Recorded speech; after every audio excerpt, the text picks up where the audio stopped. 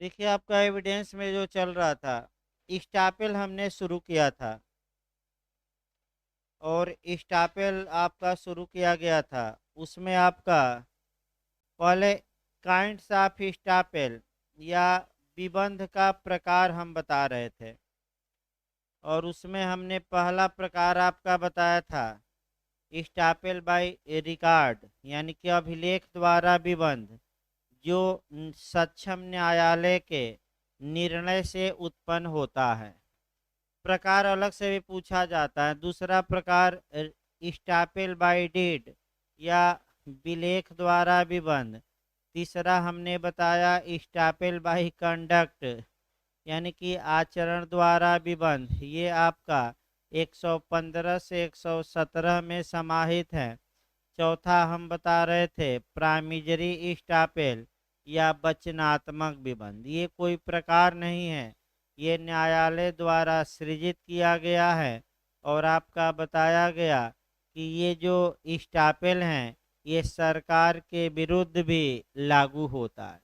अर्थात सरकार ने अगर किसी से प्रामिज कुछ किया है और दूसरा व्यक्ति सरकार के वादे के आधार पर अपनी हैसियत में परिवर्तन लाया है, तो सरकार को बाद में उस वादे से मुकरने से न्यायालय द्वारा रोक दिया जाएगा, विबंधित कर दिया जाता है।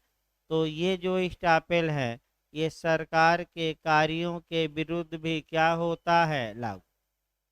इस प्रकार आपका ये एक दो केस इसमें लिखवाना पड़ेगा, लिखवा देंगे लिखवाते समय। कॉन्सेप्ट हम बता चुके थे। अब आइए स्टापेल की परिभाषा देखा जाए, और स्टापेल को परिभाषित करते हुए इसके आवश्यक तत्वों को बताइए। तो कम से कम मैं बता दूं, तीन केस आप जरूर डालिएगा। तीन केस याद रखिए। पहला पिकर्ड बनाम सीयर्स का, जिसमें विबंध को उत्पन्न किया गया था, और धारा 115 हम शुरू करेंगे। यह धारा पिकर्ड्स बनाम सीयर्स के वाद में प्रतिपादित सिद्धांत पर आधारित है। दूसरा केस शरद चंद डे बनाम गोपाल चंद लाहा का, और तीसरा श्री कृष्ण बनाम कुरुक्षेत्र विश्वविद्यालय। लिखते समय आवश्यक तत्व फिर तीन केस याद रखिए। पिकर्ड बनाम सीयर्स का, शरद चंद डे बनाम गोपाल चंद लाहा, और श्री कृष्ण बनाम कुरुक्षेत्र विश्वविद्यालय। विबंध को, आचरण द्वारा विबंध को धारा आपका 115 से लेकर 117 तक में दिया गया है। ये आपका विबंध के सभी रूप नहीं है। यहाँ केवल कौन सा स्टापेल का रूप है, स्टापेल बाई कंडक्ट। ये जो स्टापेल बाई कंडक्ट का प्रावधान है, ये आपका पिकर्ड बनाम सीयर्स के बाद में आपका जो विबंध की परिभाषा दी गई, उसी पर आधारित है। यानी कि केस याद रखिएगा कौन सा, पिकर्ड्स बनाम सीयर। क्या कहा गया था वो पहले देखा जाए, तब बेरेट के आवश्यक तत्व, उसकी व्याख्या, और व्याख्या के बाद आपका उसी में केस समाहित करना है। तब आपका एविडेंशियल वैल्यू लास्ट में देखी जाती है। फिर याद रखिए, देखिए पिकर्ड बनाम सीयर्स में ये कहा गया कि अगर कोई व्यक्ति कोई घोषणा करता है या कार्य करता है, और उस घोषणा या कार्य के आधार पर दूसरा व्यक्ति अपनी हैसियत में परिवर्तन लाता है, तो पहले व्यक्ति को अब अपने घोषणा या कार्य के या कथन के विपरीत कथन करने से विबंधित कर दिया जाता है, रोक दिया जाता है। यही आपका स्टापेल का सिद्धांत है। और ये आपका पिकर्ड्स बनाम सीयर्स के वाद में इस वाक्य को कहा गया। ये जो वाक्य कहा गया, इसको हमारे भारतीय साक्ष्य अधिनियम के आपका धारा, यानी कि भारतीय साक्ष्य अधिनियम के अध्याय 8 में धारा 115 से लेकर 117 तक में समाहित किया गया है। ये विबंध के सभी प्रकारों को अपने में समाहित नहीं करता।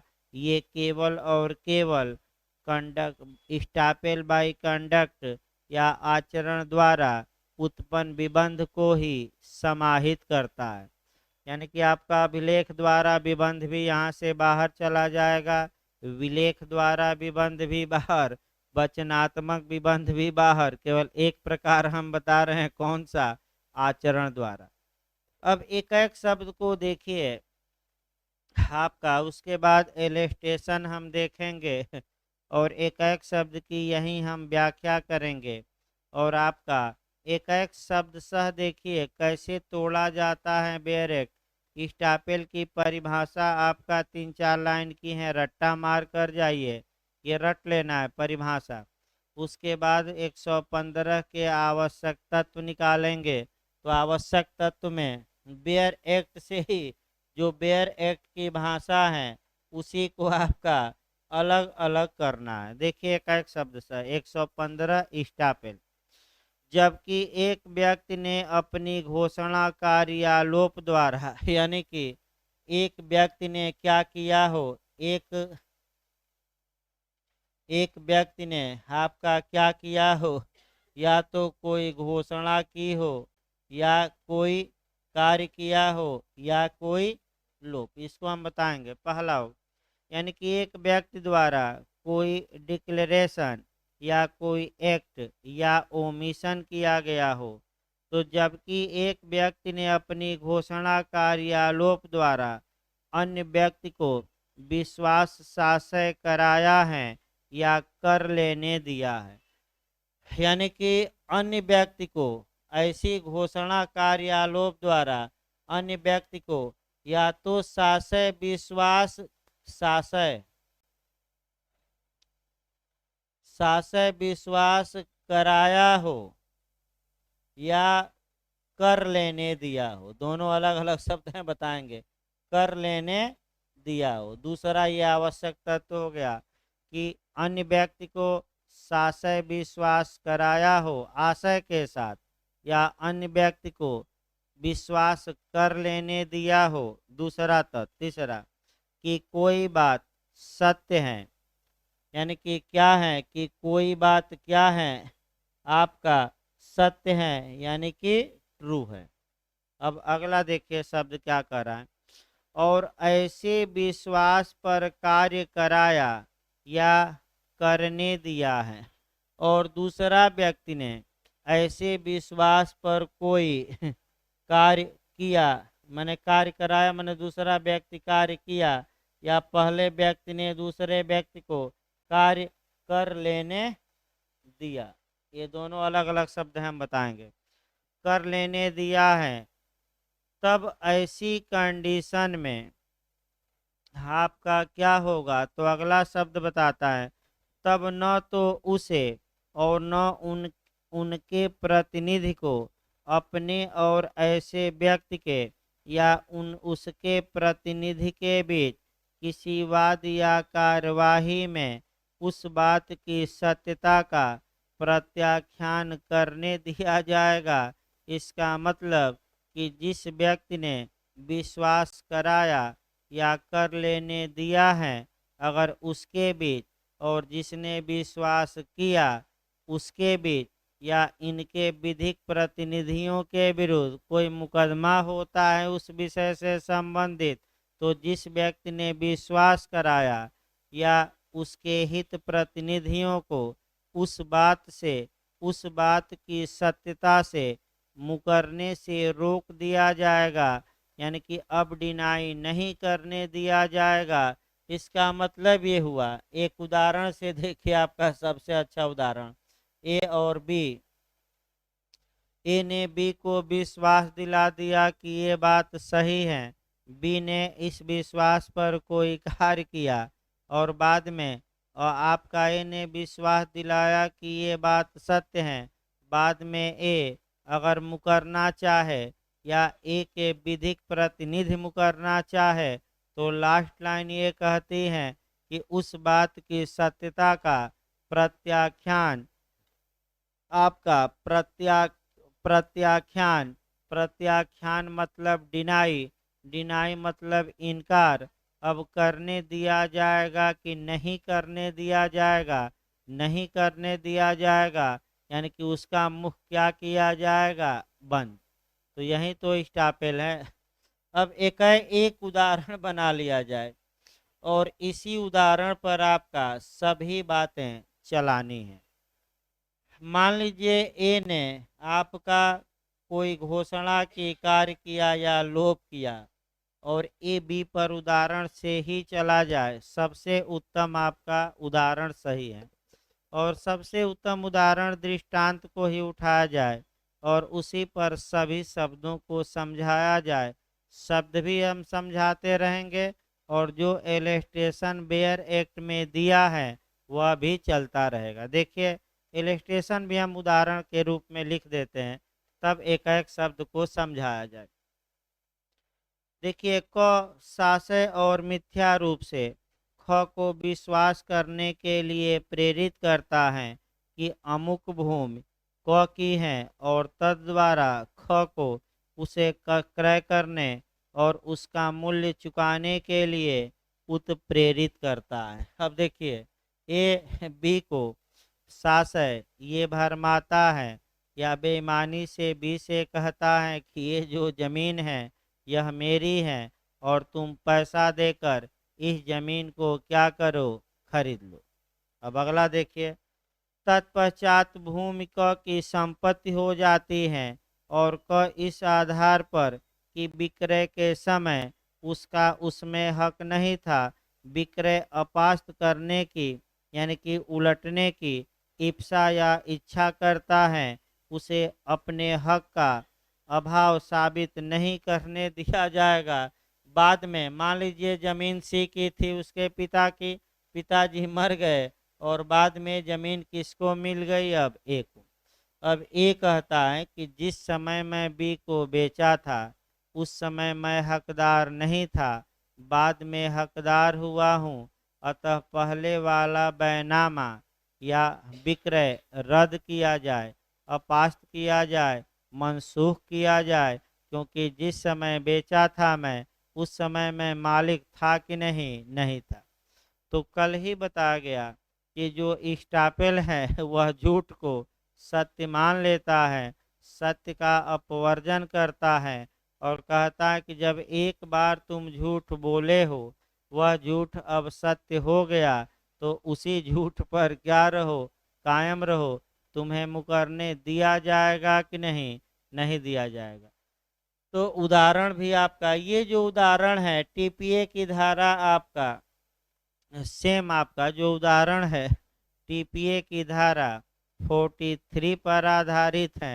अपराधीकृत व्यक्ति द्वारा अंतरण, ये जो दृष्टांत दिया गया है ये पिकर्ड बनाम सीयर के केस में जो सिद्धांत प्रतिपादित किया गया उसी सिद्धांत को किस रूप में दे दिया गया, आपका एलेस्टेशन के पिकर्ड बनाम सीयर पर आधारित है।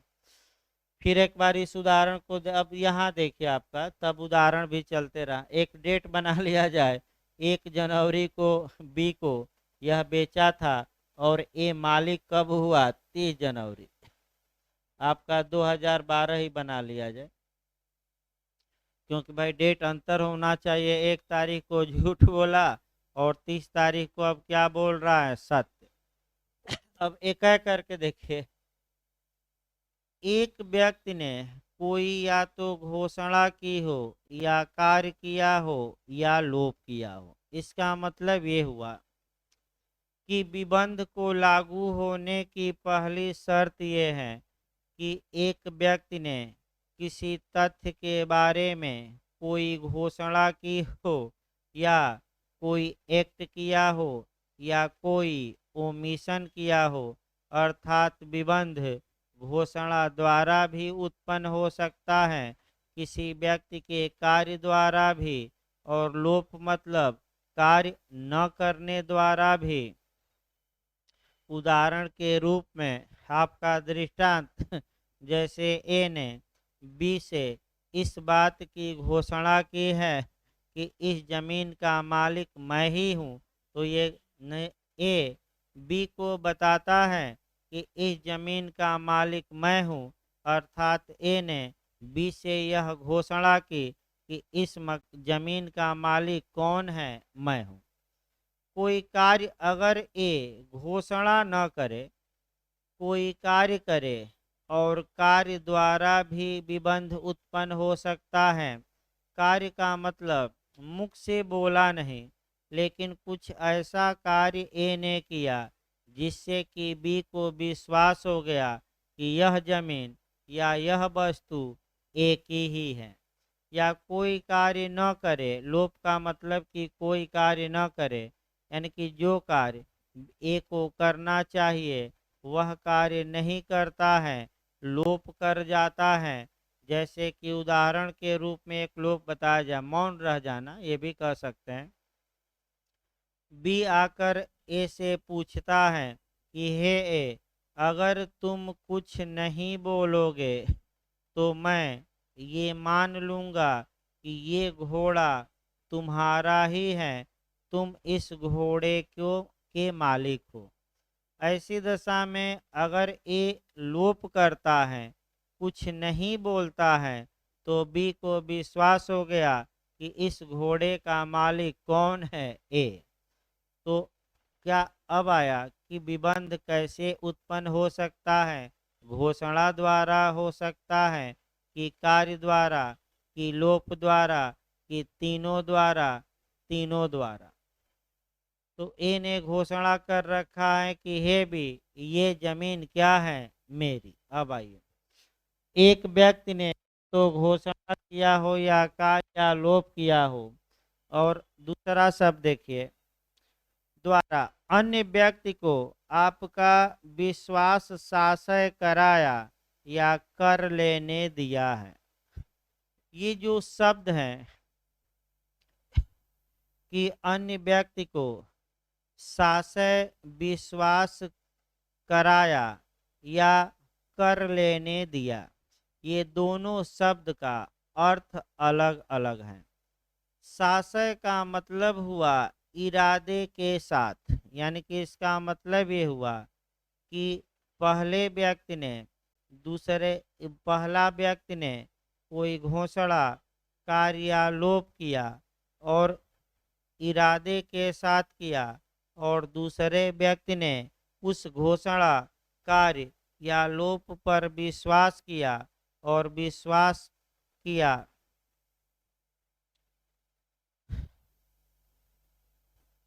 फिर एक बार देखिए, इसको इधर उधर हो गया थोड़ा। अन्य व्यक्ति को विश्वास साशय कराया या कर लेने दिया, यानी कि जो ए है वह बी को साशय विश्वास करा देता है।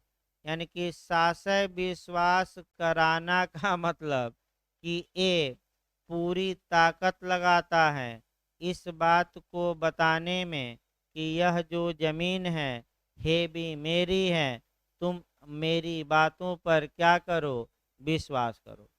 तो साशय विश्वास कराया अलग बात है, यानी कि जाकर स्पष्ट रूप से बता दिया कि ये जमीन क्या है, मेरी है, मेरे पिताजी की नहीं है। दूसरा शब्द आपका है कि साशय विश्वास कर लेने दिया, यानी कि ए ने बी को साशय विश्वास कर लेने दिया। कर लेने दिया मतलब क्या हुआ, ये दो लाइन समझिए। अर्थात ए ने ऐसी परिस्थितियां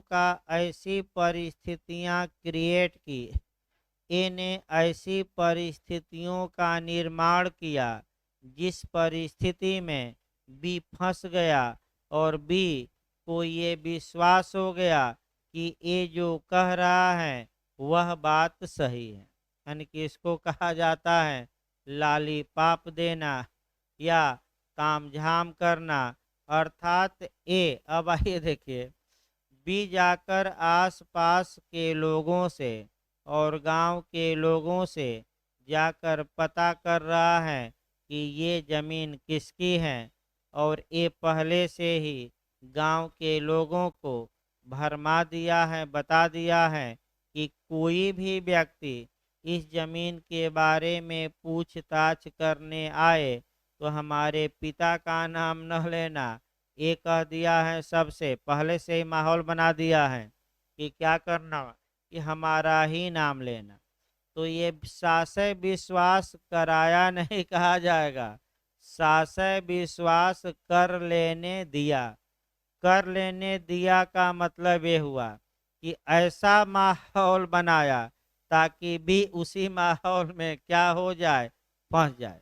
जैसे सबसे उत्तम उदाहरण बबली बंटी फिल्म का भी देख सकते हैं कि उन लोगों ने ऐसा आपका होटल बुक किया, ऐसा तामझाम और ऐसी व्यवस्था आपका मैंने आगे कर ली कि कोई बाहरी आएगा तो वास्तव में वो फंस जाएगा और ये विश्वास कर ही लेगा। बोले नहीं सब, ये विश्वास कर लेने दिए कि हम ही ताजमहल के क्या हैं, मालिक। जैसे कि आपका कोई लड़का है, दूसरा भी उदाहरण सामाजिक भी देख सकते हैं, आपका 52 बीघा पुदीना बोवा दीजिए, 52 बीघा प्याज बोवा दीजिए।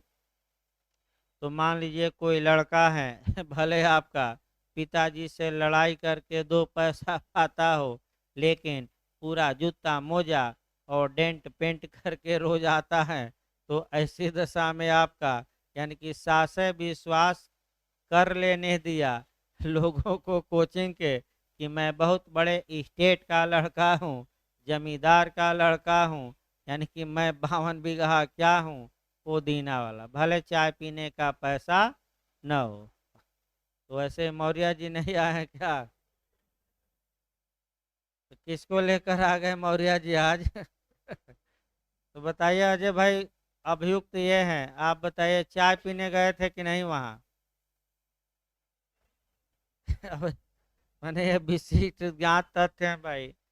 आपका विशिष्ट ज्ञात तथ्य के बारे में जो 106 एविडेंस हैं, वह रेस एप्साला ट्विटर घटना अपनी कहानी स्वयं बोलती है। तो जब लोग सोशल मीडिया पर इनका फोटो चाय पीते हुए भेज दिए हैं तो किसी से पूछने की कोई आवश्यकता नहीं। तो फिर एक बार बैक हुई, विश्वास कराया नहीं बल्कि कर लेने दिया। कर लेने दिया का मतलब ऐसे हालात ए ने बना दिया कि बी को इस बात का विश्वास हो जाए कि इस जमीन का मालिक कौन है, ए। तो या तो ए डायरेक्ट विश्वास करा दिया कि हम ही मालिक हैं, या डायरेक्ट नहीं कराया बल्कि इनडायरेक्ट वे में कहिए, यानी बना दिया कि आपका जल है कि थल है कि थल है कि जल है, पता ही नहीं चला। जैसे कि आपका सुबह भी उदाहरण बताया गया आपका दुर्योधन का, जब राजमहल में दुर्योधन घुसा पांडवों के तो इतना फर्श चमक रहा था कि उसे रतौंधी हो गई यानी कि रतौंधी नहीं भाई,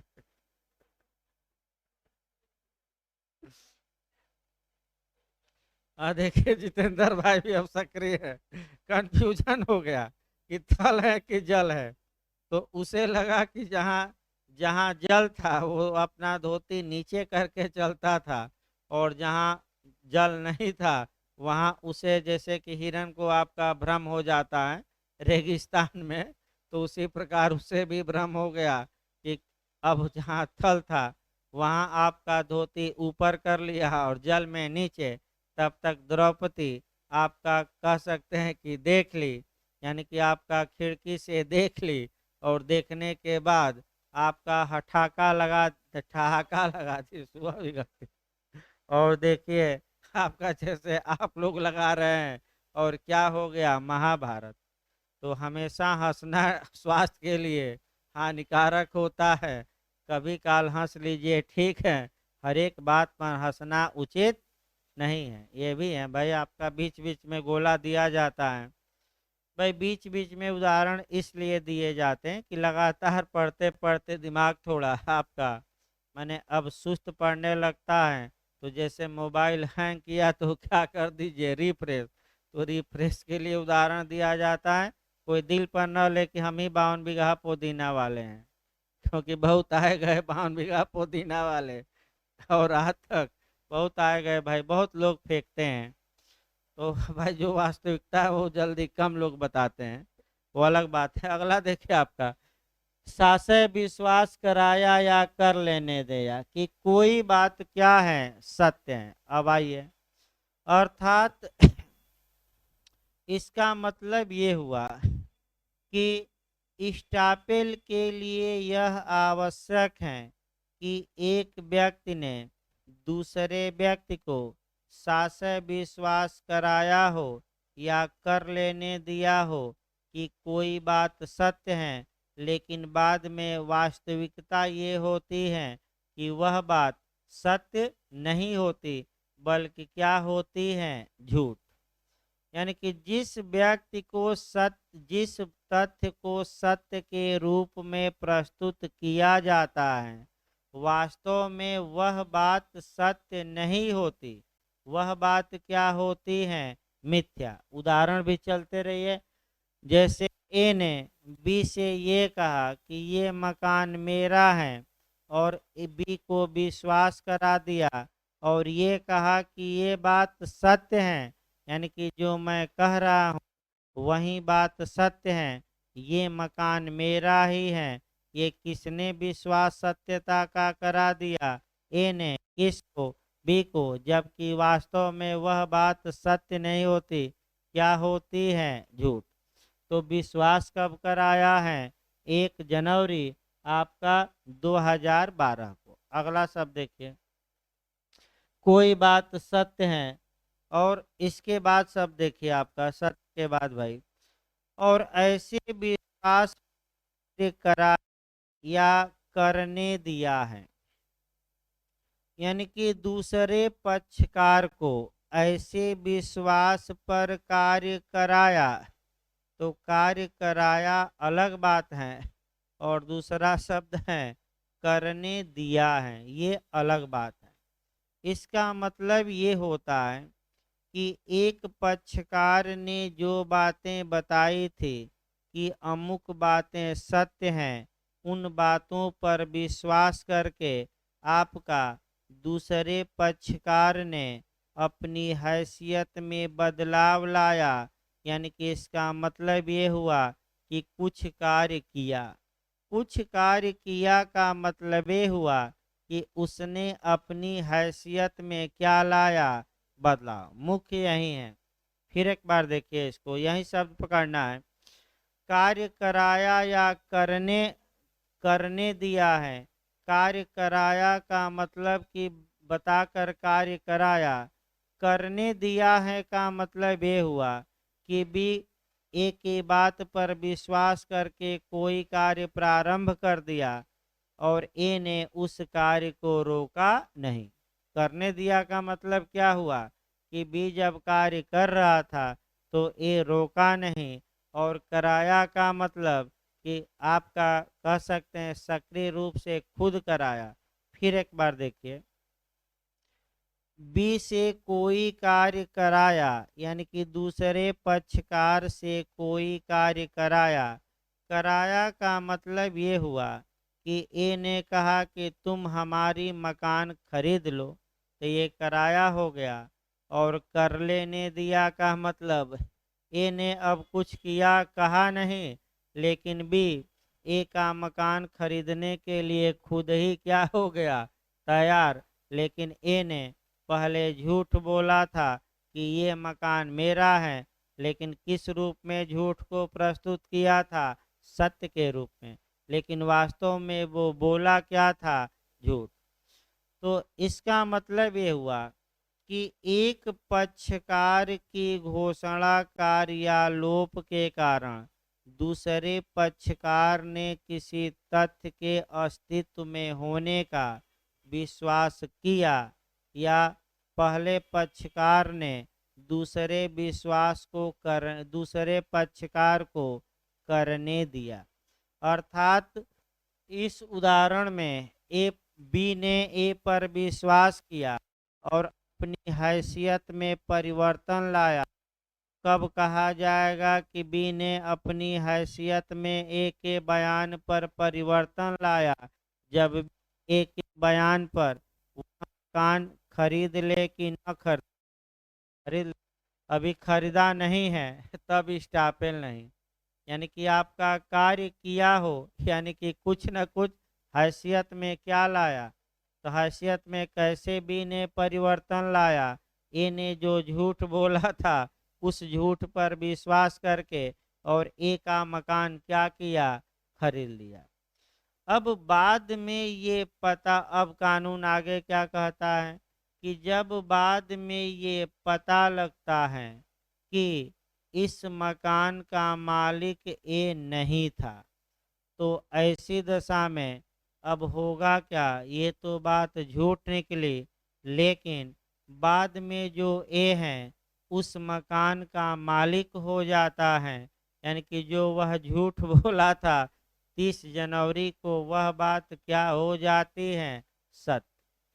तो ऐसी दशा में कानून अब ये कहता है कि जब एक बार तुम झूठ बोले थे और उस झूठ के आधार पर दूसरे व्यक्ति ने अपनी हैसियत में कुछ परिवर्तन लाया है, तो अब तुम्हें सत्य बोलने से क्या किया जाएगा, रोका जाएगा।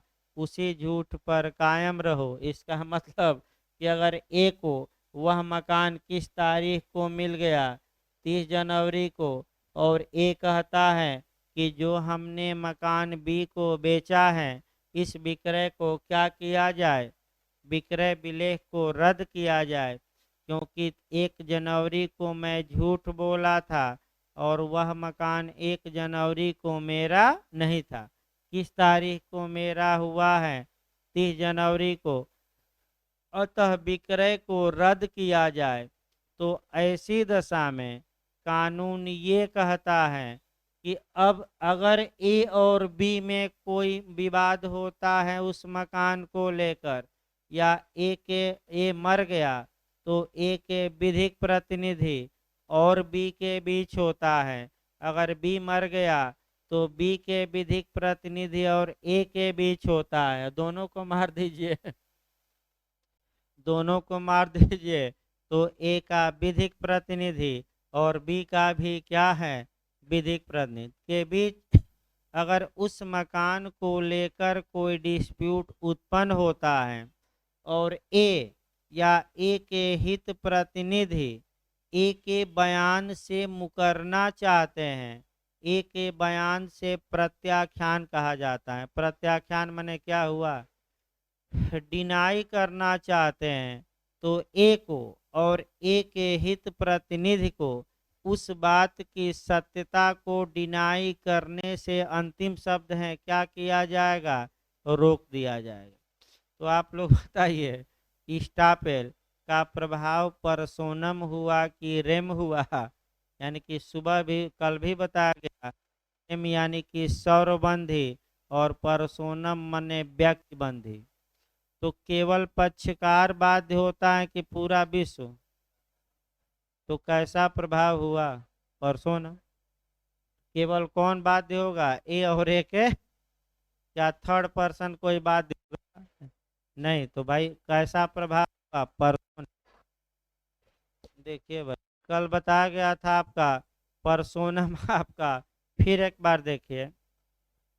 अब स्टापेल में आपका पिकर्ड बनाम सीयर्स का केस आपका बता ही दिया गया। गोपाल चंद लाहा में भी शरद चंडे बनाम गोपाल चंद लाहा का केस डिटेल में न लिखिएगा, उतना समय नहीं रहेगा।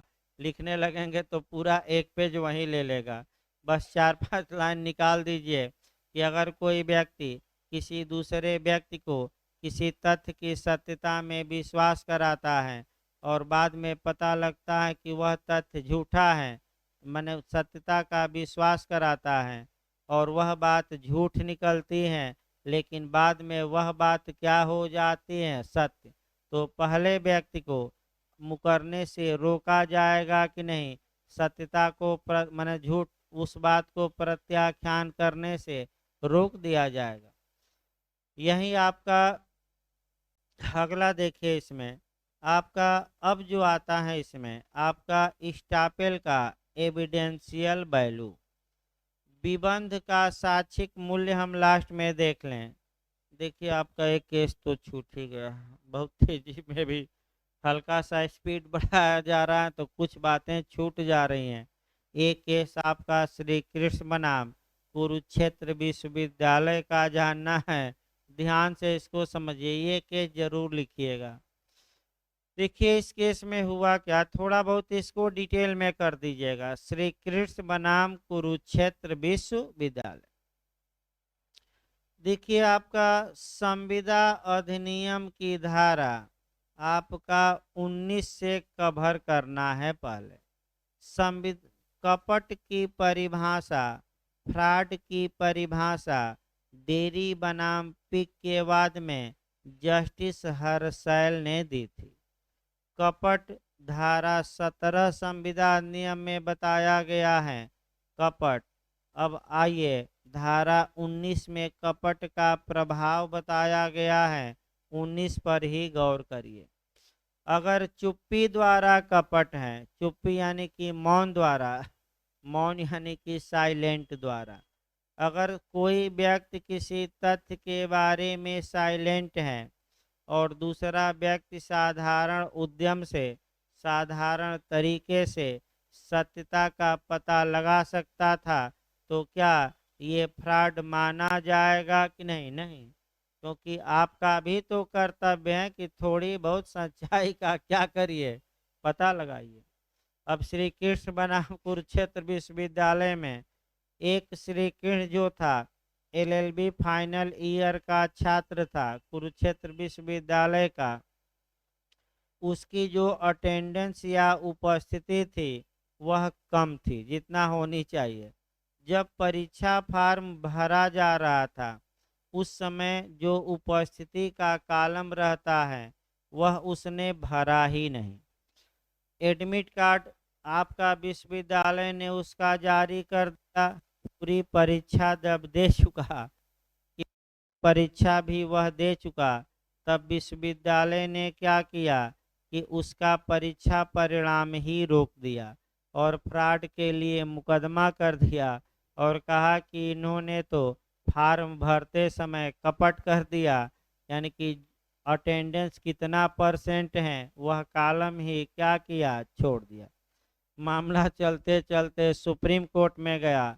श्री कृष्ण का अधिवक्ता तर्क दिया कि हजूर अनुच्छेद धारा 19 संविधान नियम देखिए, अगर हमारा आपका कैंडिडेट मौन रह गया है और विश्वविद्यालय अगर साधारण उद्यम बरतता, साधारण जांच पड़ताल करता, फार्मों की अच्छे से क्या करता जांच, तो सत्यता का पता लगा सकता था कि नहीं? विश्वविद्यालय लगा सकता था। फार्म में भरा नहीं है, उसी समय एडमिट कार्ड जारी करने पर क्या कर देता, रुक।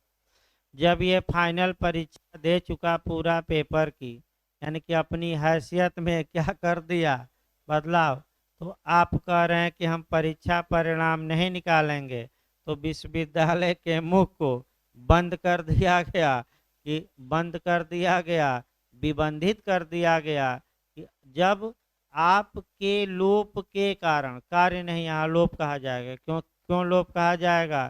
क्योंकि विश्वविद्यालय का जो कर्तव्य था उसने निभाया कि नहीं निभाया? नहीं निभाया। तो अगर आपके ओमिशन के कारण कोई व्यक्ति अपनी हैसियत में परिवर्तन ला दिया है और बाद में आप कहें कि हमसे गलती हो गई या हम अब अपना सच्चाई जान लिए, तो आपको अब मुकरने नहीं दिया जाएगा और आप रिजल्ट निकालने के लिए बाध्य हैं। आप पर 115 का स्टापेल का नियम क्या होगा, लागू, क्योंकि आपके लोभ के कारण लड़के ने अपनी हैसियत में क्या ला दी, चेंजिंग, यानी कि पूरी परीक्षा दे चुका लड़का, आपको रोकना ही था तो फार्म की जांच कर लेते और उसी समय आप क्या करते, एडमिट कार्ड जारी करने से इनकार। तो स्टापेल विश्वविद्यालय पर लगा दिया गया और मुकरने से क्या किया गया, रोक दिया गया। बहुत महत्वपूर्ण नियम है। इस प्रकार आपका तीसरा केस भी बताया गया। चूंकि समय भी हो गया आपका 40-50 मिनट, भाई लेक्चर भी हो गया। एससी, हाँ